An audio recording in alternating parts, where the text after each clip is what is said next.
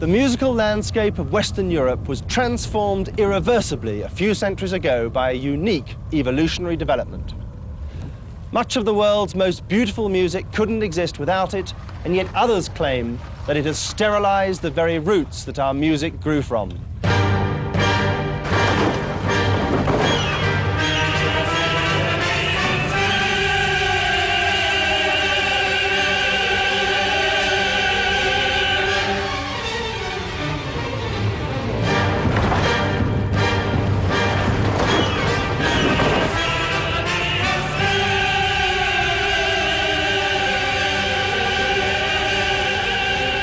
I'm talking about something called equal temperament. You may never have heard of it, but equal temperament is one of man's most audacious attempts to tame the elemental force of nature.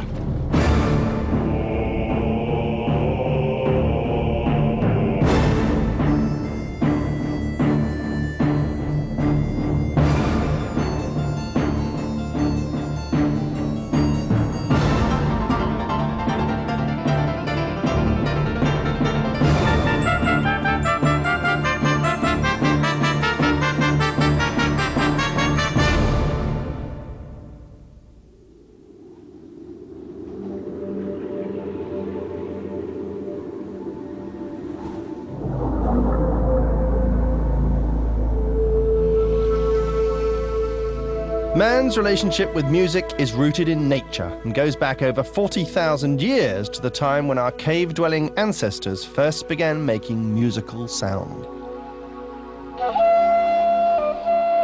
Gradually, man started to create a musical scale by arranging notes into some kind of natural pattern.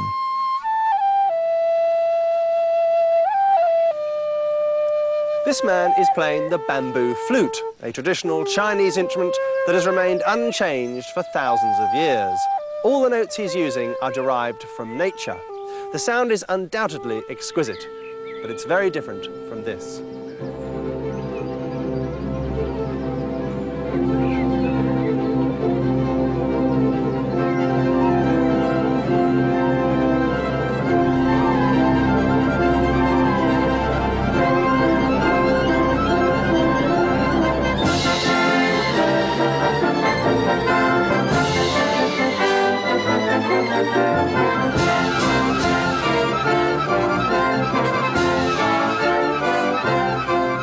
Using nature's simplest pattern of notes, it's impossible to create a big orchestral sound like this. So Western musicians have tampered with the natural structure of music to create our own man-made tuning system. For the last 300 years at least, big-name composers have been able to make big-scale music thanks to the Big Bang of equal temperament.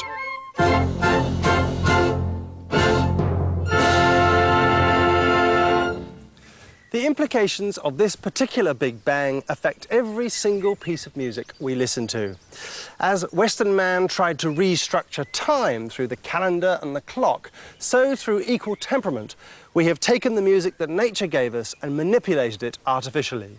Every note of our musical repertoire is a monstrous compromise.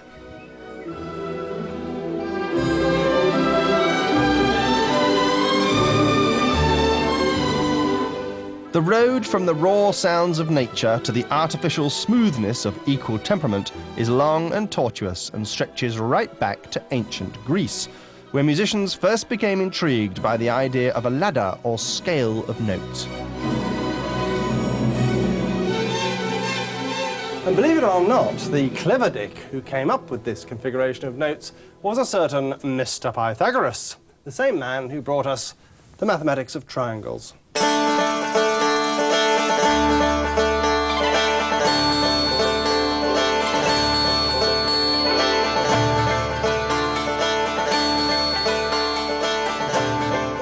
Music was extremely popular in ancient Greece, as it had been in the Egypt of the pharaohs, but as far as we know, its shape and structure was somewhat haphazard. Pythagoras' goal was to give order to the musical free-for-all he heard at every all-night toga party and bacchanalian rave.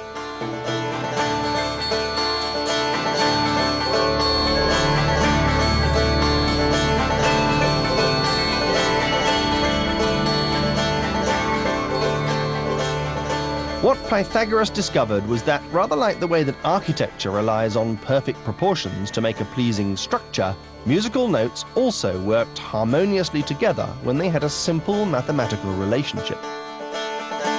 His discovery, according to legend, happened quite by accident.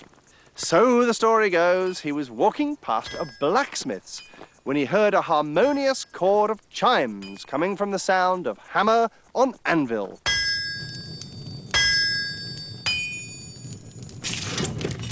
The harmony of the chimes sounded so perfect to Pythagoras that he rushed in to find out more.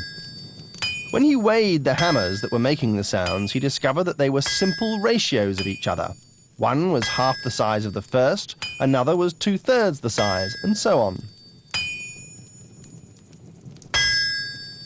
What Pythagoras was actually hearing was a demonstration of natural harmonics.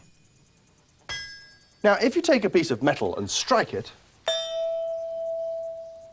it makes a note. It's a simple note, but with many other notes in its overtones, or harmonics, rather in the way that light is made up of a spectrum of different colours. Just because you can't see them with the naked eye doesn't mean to say they're not there. If you listen to the metal bar's note, in the resonance of the sound you might be able to hear various higher versions of the same note. If notes were colours, you could call this note red, and its higher version light red. These higher versions are what we now call octaves, and they're all there contained within the original note, whether you like it or not. That's nature for you. Now, if you take a piece of metal exactly half the size of the original, it will produce as its main note that light red. And if you play the two together, they make a sound almost like one note. An octave, therefore, is a totally natural distance between notes. This is the same sound, only a higher version of that. But if you strike a piece of metal exactly 2/3 the size of the original, you actually create a new note. Call it yellow. And believe it or not, this new note is also contained in the overtones or harmonics of the original. And that's because 2/3 is a naturally harmonious ratio in maths.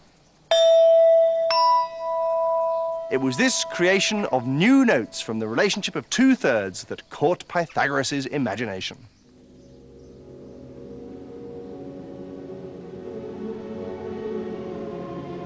In his time, Pythagoras was as famous for being a mystic as a mathematician.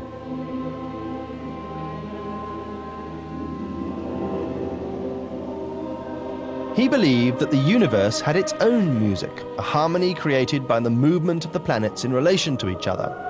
The cosmos was to him one vast harmonic ratio made out of lots of smaller ratios which together formed a harmonious musical universe.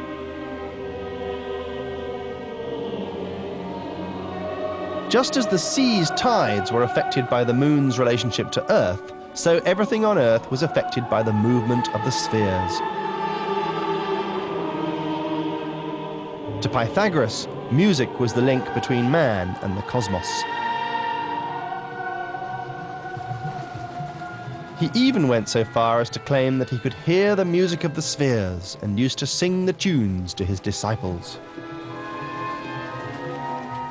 Since music came, he believed, from the heavens, it would be at its most powerful and mystical when obeying the natural laws of physics. So he set to work creating a scale of notes by dividing metal into simple ratios in what we can only imagine to have been some sort of musical laboratory.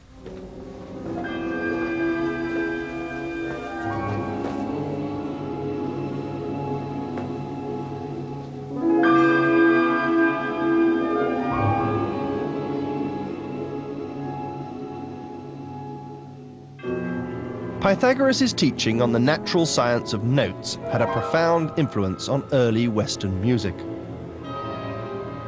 If you've ever wondered why we have our particular set of notes to play with, well, they were chosen first by Pythagoras.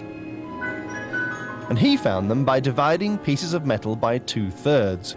If you carry on dividing by 2/3 again and again, you create an infinite sequence or spiral of notes.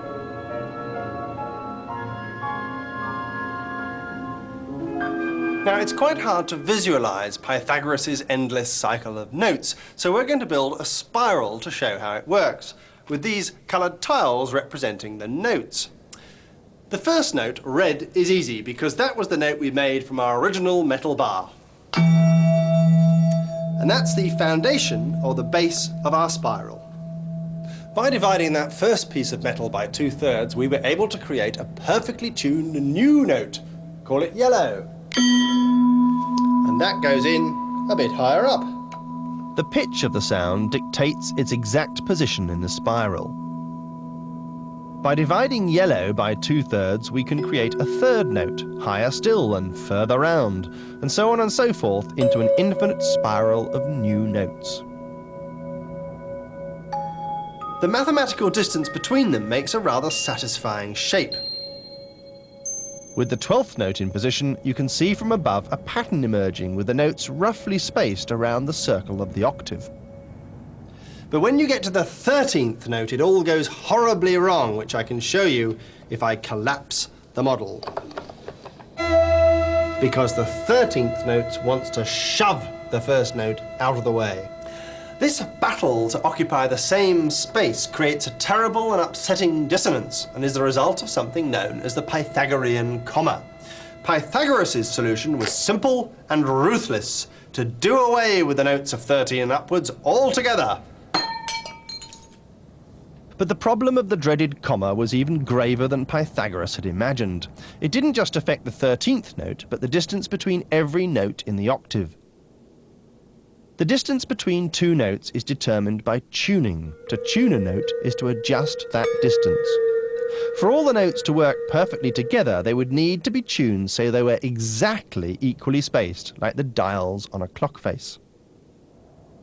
As it was, the comma shifted each note a little off-center, producing a slightly uneven pattern, which got progressively worse with each step of the spiral. To begin with, musicians played extra safe by using only the first 7 notes of the spiral, which, together with the original, made up the basic 8-note scale from which the word octave derives.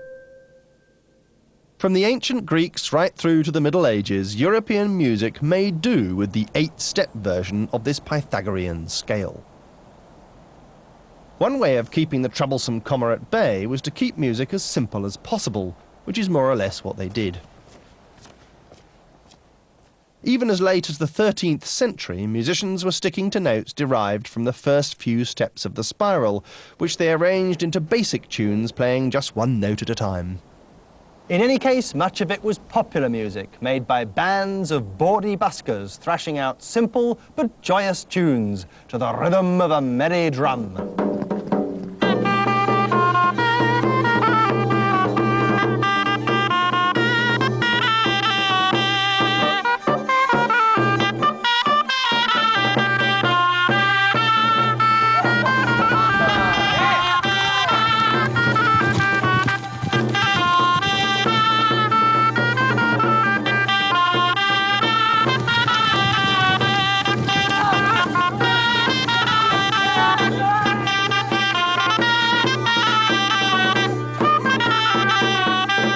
More ambitious composers, though, working for the church, felt that music could be more than just catchy riffs and a repetitive dance beat. God's house music had a more serious subtext and would therefore require a sophisticated approach. Church scholars started to look for ways to make it sound as glorious as possible, to raise it above the rabble of the secular world and worthy of the exaltation of God.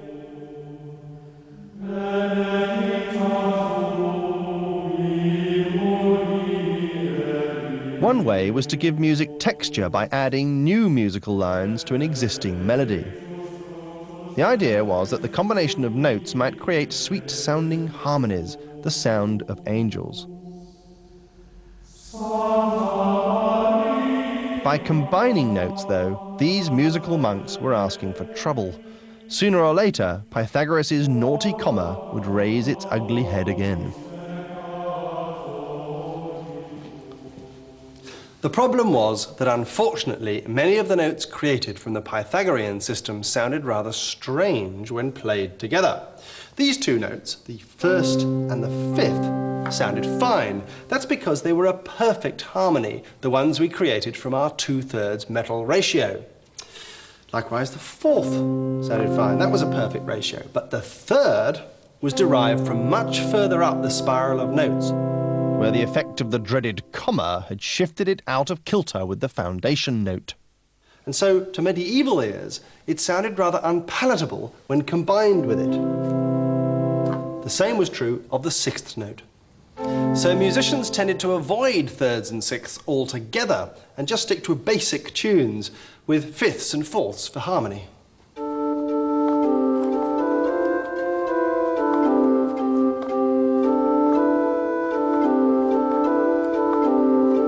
Gaudete, gaudete, Christus es natus, ex Maria Virgine gaudete. The reason why medieval music sounds to us rather austere and barren is because of the lack of the warm harmonies that thirds and sixths gave to later music. But the point of sacred music was to be more than just a pleasing sound. It was supposed to mirror the perfection of God's creation, and so it couldn't be tampered with lightly. To medieval ears, the note combinations that were derived from impure ratios felt unnatural and unwholesome, so the Church all but prohibited their use. To break the rules by experimenting with chords including thirds or sixths was tantamount to heresy. To show you what they were missing out on, here's a simple example. Listen to this tune, which could have been written in medieval times. But add modern harmonies and it's transformed into something medieval composers couldn't even hear in their dreams.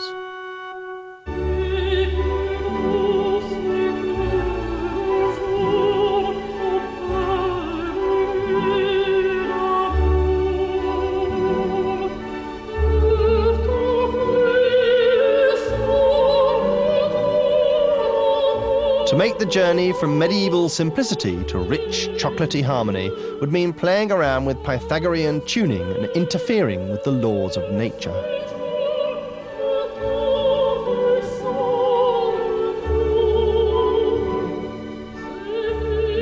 Happily for us, temptation proved just too much for some religious composers. In the 15th century, they tasted harmony's forbidden fruit and never looked back.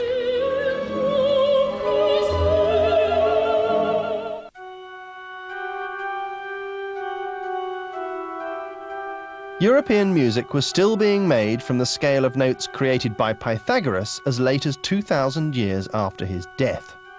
But then along came a dreamer with other ideas. Amazingly, it was an Englishman in the early 15th century who first started to rock the boat and whose note combinations first dared challenge the Pythagorean norm. This Englishman was a composer with a particular fascination for all things astrological. Surprisingly little is known about John Dunstable. We don't even know what he looked like, but his only surviving manuscript contains drawings of the constellations, hinting that here was a man, like Pythagoras, with a keen interest in the link between music and the stars.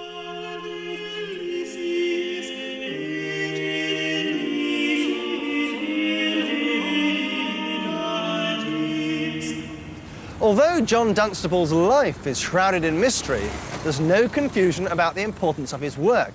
In fact, it's no exaggeration to say that he was the most influential English composer in Europe before the Beatles. Imagine.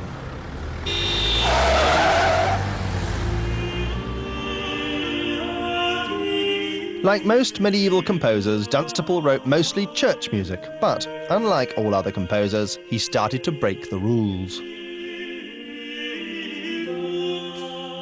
Not content with the simple fourths and fifths that other composers used, Dunstable started to experiment with those saucy and impure thirds and sixths that had hitherto been so frowned upon by religious musical theorists.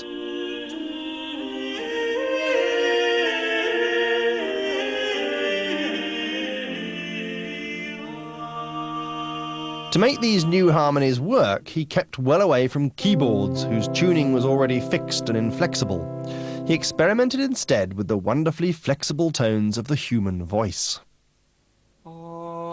What singers are able to do is to retune their voices every time they hit a third or a sixth.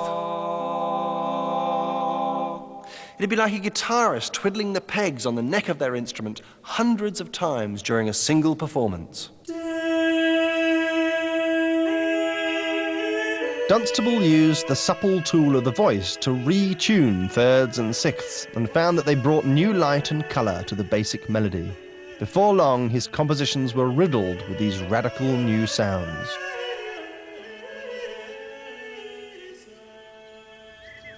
Dunstable showed off his strange and sweet new harmonies in a series of sacred choral works. One of these, Veni Sancte Spiritus, was first performed at a special service held here in Canterbury Cathedral in 1416. The occasion was a Thanksgiving Mass for the English military victory at Agincourt in the presence of Henry V himself.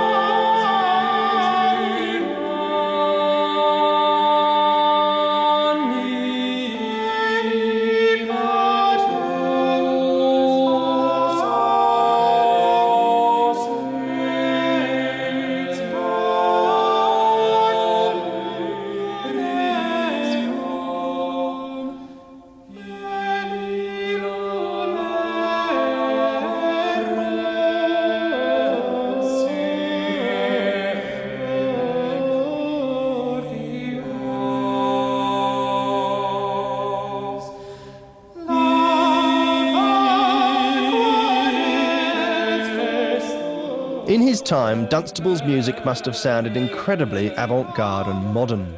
He was taking brazen liberties with the rhythm as well as the harmony of the period. He didn't think of himself as a revolutionary, but with the benefit of hindsight, we can see what an effect he had.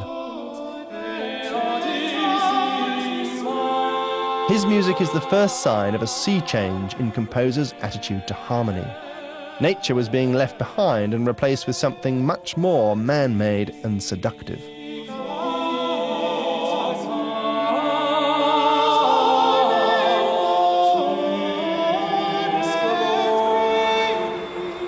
None of this radical rule-breaking would have added up to much if Dunstable had stayed in backwater England.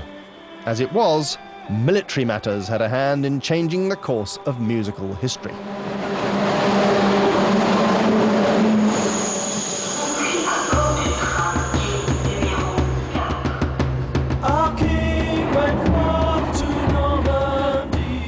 After the success of Agincourt, Dunstable travelled to northern France as court composer to the victorious English. They were to remain in France until the conclusion of the 100 Years' War. With Dunstable went all his fancy new harmonies, which were to capture the imagination of his continental counterparts.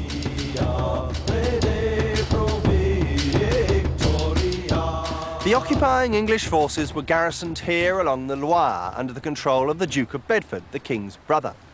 Bedford made two rather contrasting contributions to history. One was to have the good sense and taste to hire John Dunstable as his court composer. The other, rather less intelligent idea was to have Joan of Arc burnt at the stake.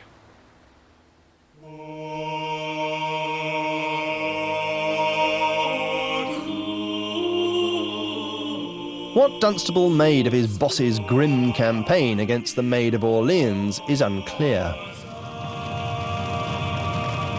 What we do know is that Dunstable's music was thought by continental composers to be exceptional. Indeed, the great French composers of the day were quick to imitate his daring style and harmonic technique. The thirds and sixths he had pioneered became commonplace. The course of musical history veered off into uncharted waters. Thanks to risk-takers like Dunstable and his continental counterparts, music moved out of the stagnant Dark Ages and into the colour and warmth of the Renaissance.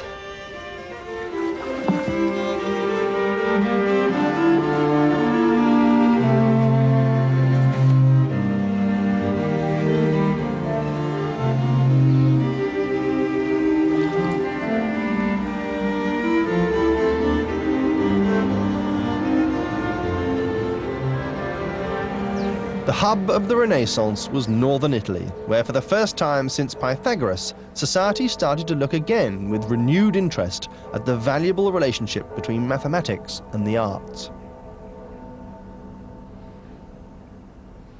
While artists were still grappling with the new concept of perspective in art, composers were increasingly intrigued by the notion that depth could be given to music by the combining of notes in all sorts of weird and wonderful ways.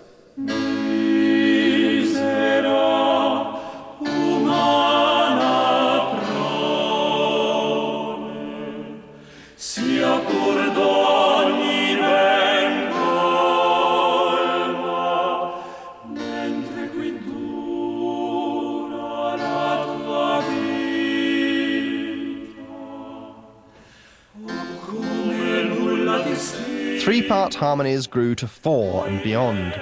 Voices, of course, could bend the tuning of the notes to make the new harmonies work. But the use of an accompanying keyboard meant that the tuning of instruments had to be specially adjusted to cope with the plethora of new chords and harmonies.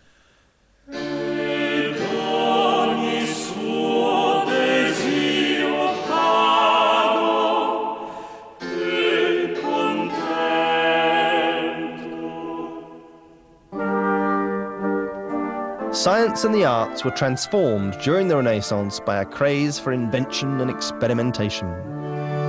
While scientists like Galileo were busy throwing cannonballs off the Leaning Tower of Pisa, composers were throwing all sorts of sounds together in ever more ambitious compositions.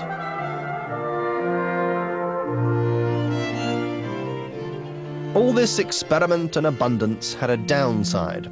Pythagoras' original 12-note scale was beginning to fall apart at the seams under the strain of all the new sounds. The problem the old Greek philosopher had chosen to ignore, the dreaded comma, had come back to life with a vengeance. To clarify just how serious a problem this so-called comma was, we need to understand the mystery of keys. And to do that, I think I'll need a drink.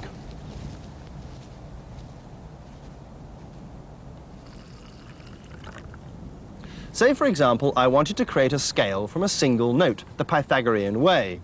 Now, this wine glass, for example, is more or less a G. Now, like different lengths of metal, different levels of wine in the glass will change the notes. So if I sip a little, it should now go higher, as indeed will I. You see now it's an A flat. And if I pour more in, it should go lower again. Here I see another G. Now, from this mother G, I can create a whole family of notes, which is called a key. So this is my key or family of G. Now, if I were to take one of the notes belonging to the family of G, say C, I could create from it a whole new family of notes. The key of C, completely different from the key of G. Indeed, all notes give birth to their own particular family or key. The problem, thanks to the disruptive influence of the comma, is that very few keys or families worked successfully together in the same piece of music. Now, up to the late Renaissance, practically all music was written in one key or another. You didn't move between them. So all instruments were carefully tuned, like these glasses, to play a particular piece in a particular key. So far, so good. But then composers started to get greedy and asked, why can't we have more than one key in a piece, or 2, or 3, or 4? And the net result was to make tuning an absolute nightmare. The process was called tempering. A tuning system created by tempering was called a temperament. Every Tom, Dick and Heinrich across Europe had his own temperament. Chaos reigned. Notes were being pulled this way and that to accommodate the different needs of different keys. The trouble was, a tuning that worked for one piece of music sounded wrong in another. Putting instruments with different tunings together in the same piece of music was increasingly problematical. By trying manfully to cope with all the extra notes composers wanted, keyboard tuners ended up with some hideously deformed and mutated note relationships. These were known as wolf tones on account of the grim and unsavory howling of their dissonance.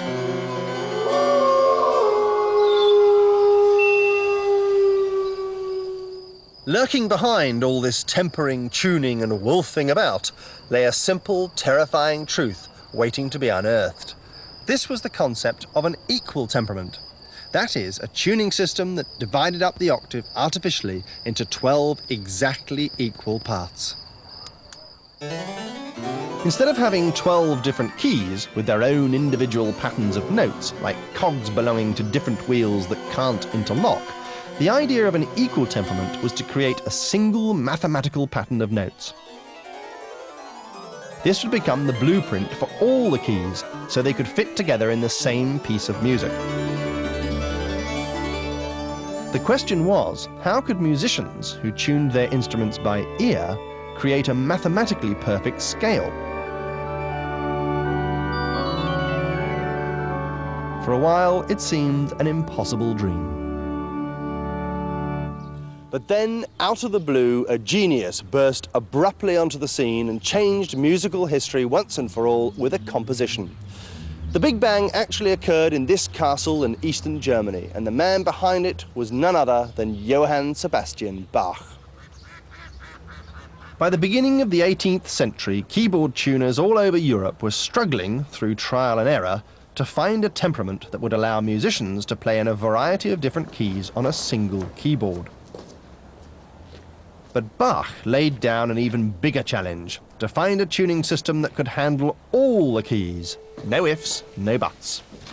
In his day, Bach was one of the most celebrated and revered keyboard players in Europe. His influence as a teacher was considerable, so it's probably apt that the court of Anhalt-Köthen, where he worked for a while, is now a music school. Whilst in the service of Count Leopold here in 1722, Bach produced what must be the single most important collection of keyboard pieces ever written, the 48 Preludes and Fugues, known collectively as the Well-Tempered Keyboard.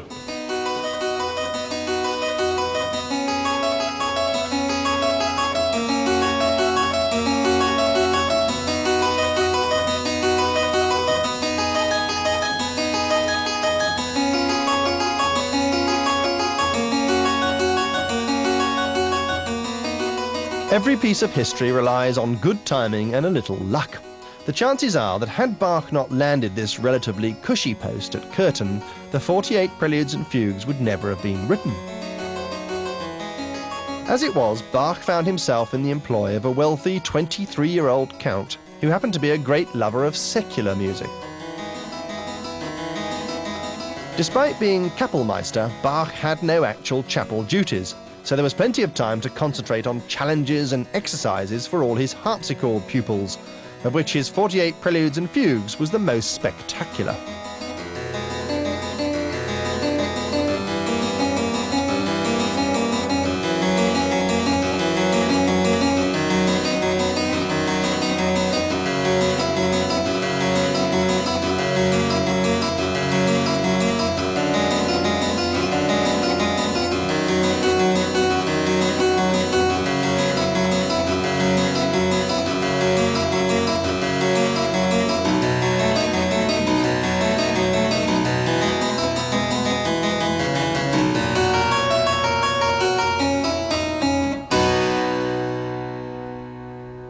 The crucial thing about this collection of tunes is that it contains pieces in all the keys of the keyboard. Yes, indeed.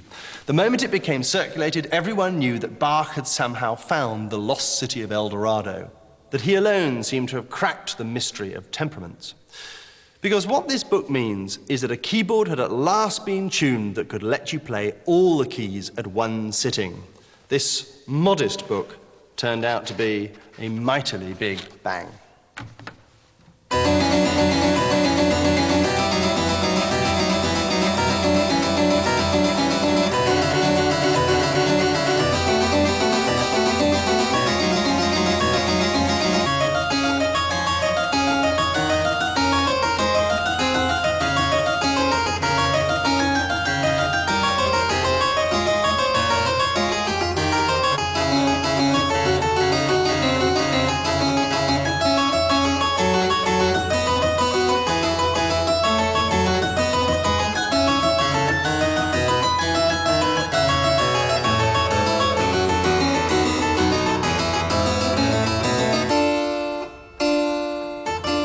No one knows exactly whether it was Bach himself or a colleague who initially cracked the code and found a way of tuning the keyboard to play all these pieces for the first time. No doubt it was a length error which resulted in this near-perfect compromise.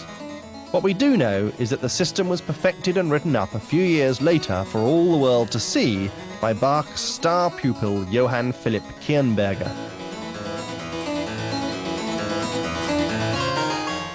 Once the 48 preludes and fugues became known, all composers and tuners knew the game was up.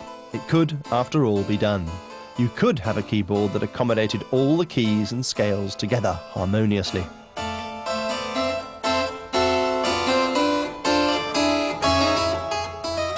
A single tuning system that could play all the keys did for music what the supermarket did for shopping, for better or worse. Instead of shopping around in all these small stores, you could find everything under one roof. Instead of specially tuning your instrument for each individual key, you could find them all on one keyboard. Love it or loathe it, the well-tempered keyboard was here to stay.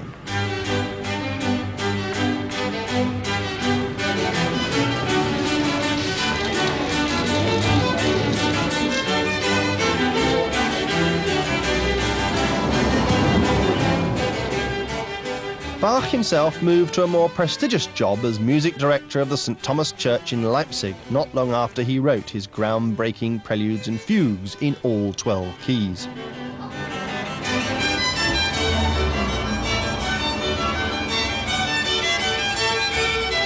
Leipzig then, as now, was a major trading and cultural centre. Within 50 years, Bach's keyboard works had been published Europe-wide. The well-tempered keyboard had become a universal fact of life.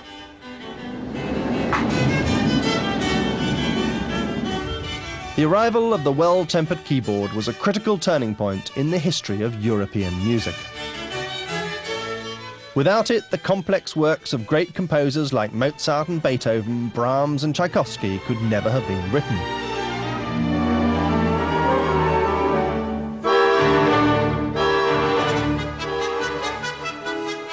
It gave all composers the ability to move easily from key to key, to indulge themselves with previously remote and inaccessible families of sounds.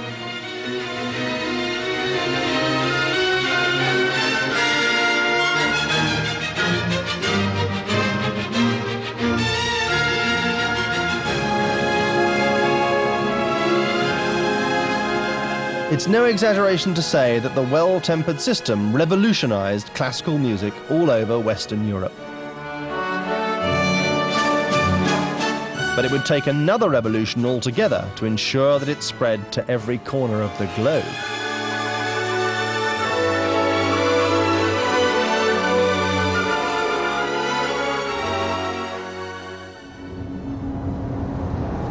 If Bach's preludes and fugues launched the idea of a successfully tempered keyboard, it was something else altogether that made it technically possible and universally available: Victorian engineering.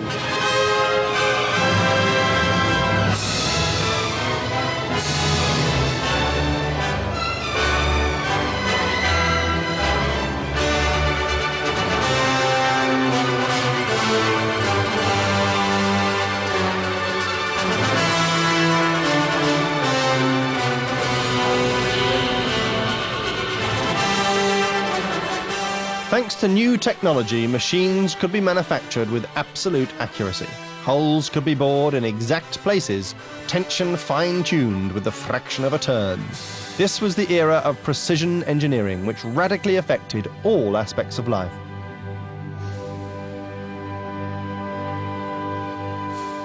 The tuning system of Bach's time, which had been devised through trial and error, could at last be implemented using mathematics. The formula for equal temperament produced a fiendishly precise figure, the 12th root of 2, which could now be applied with accuracy and ease.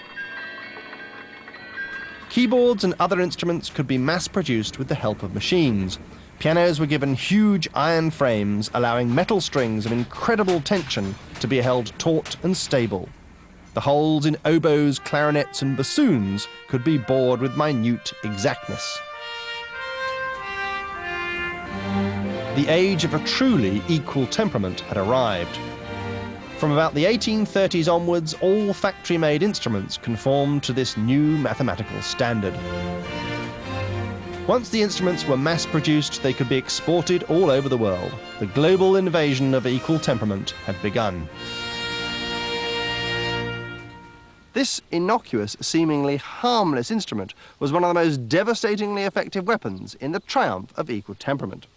The accordion, invented in 1830 and mass-produced towards the end of the 19th century, was extremely portable, and it had two other important characteristics.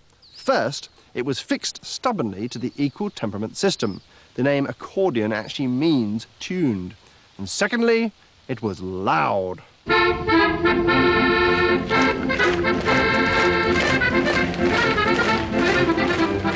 The accordion spread through Europe like wildfire, with its promise of a fuller sound and its ability to play melody and accompaniment simultaneously. It took with it the regimented norm of equal temperament, forcing all other instruments to conform to its rigid dictates.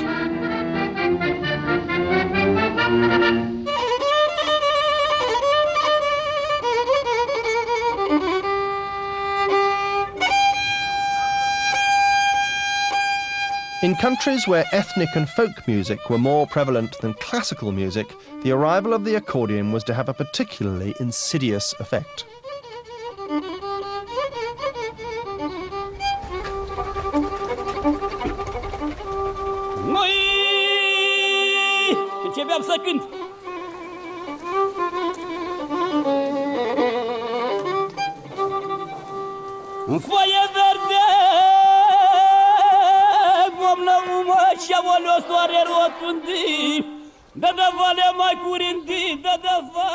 As the 20th century dawned, accordions were brought into more and more remote cultures on the fringe of Europe, like here in Romania.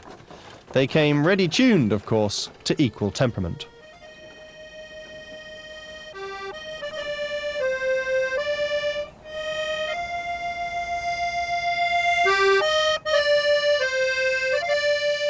Because it was louder than anything else around, it forced the other, older and quieter instruments to adapt themselves to its tuning. By so doing, the more ancient ethnic tuning systems were unwittingly signing their own death warrants. Before the age of amplifiers and PAs, the accordion was perfect for accompanying dancing because of its strong, rhythmic sound. It was, frankly, irresistible to folk bands like this gypsy wedding ensemble. As the accordion was introduced in the early 20th century, the old harmonies and chords of Romany music were replaced with the equalized, compatible key system that Bach had so successfully exploited.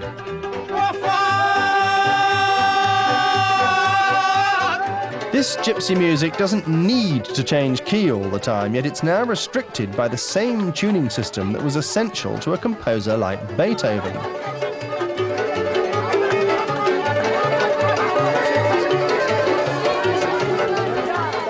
A common criticism of equal temperament is that it has drowned out its rivals with all their wonderful, exotic idiosyncrasies.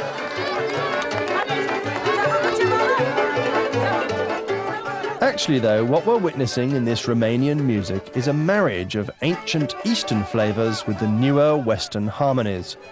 The strings are hanging on to the ornaments and phrases of the old and wild, whilst the chords in the accompaniment are the newer, regulated Western style.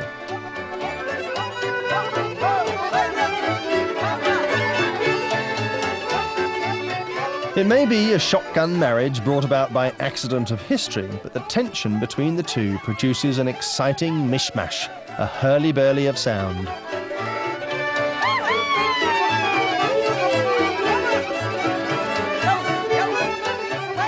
If this music sounds out of tune to you, it's because the norm of equal temperament is so all-pervasive and powerful that you too are listening with the filter of Western tuning in your head. The world used to be chock-a-block with other alternative temperaments. Now it's overwhelmingly dominated by just one.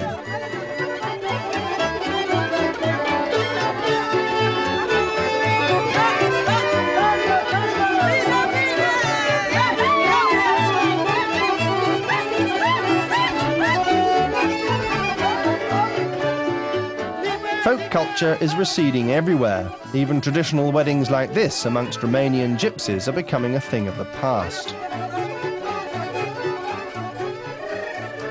But while equal temperament has steamrolled its way across most of the globe, flattening all other tuning systems in its path, there's still one culture that stubbornly continues to offer an alternative to it.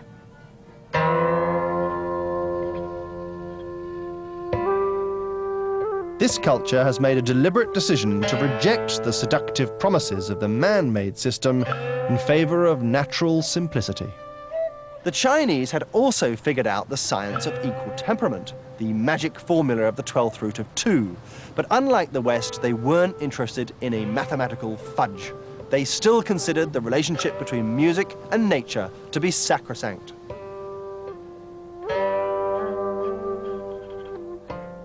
Like Pythagoras, the Chinese still believe in the strong link between music and the cosmos.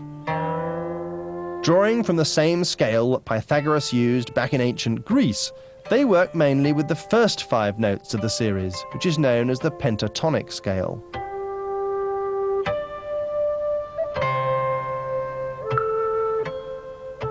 Traditional Chinese music has none of the nervous tension of our highly strung Western tuning system.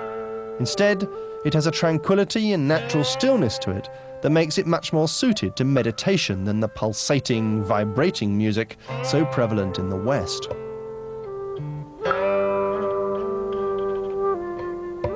But even here, the rot is beginning to set in. Young people in China are becoming more and more exposed to Western tuning, and gradually their own ancient musical style is starting to sound out of tune. In the next 20 or so years, this last stronghold of the non-Western sound will, it seems, inevitably begin the process of retuning itself to the louder, more insistent voice of equally tempered music. There's no doubt that in the long struggle for an equal temperament, we in the West have lost a connection with the natural world. From Pythagoras to Dunstable, from J.S. Bach to Stevie Wonder, we have deliberately turned our back on nature and forged a man-made compromise. We're now living in a musical environment utterly dominated by the artificial tuning of equal temperament. So much European music is so exquisitely beautiful it's impossible to imagine a world without it. Most music written since Bach's time actually needs equal temperament for it to function properly. I, for one, believe the rewards of equal temperament far outweigh its flaws. I can even think of individual pieces that justify its invention on their own. This is one of them.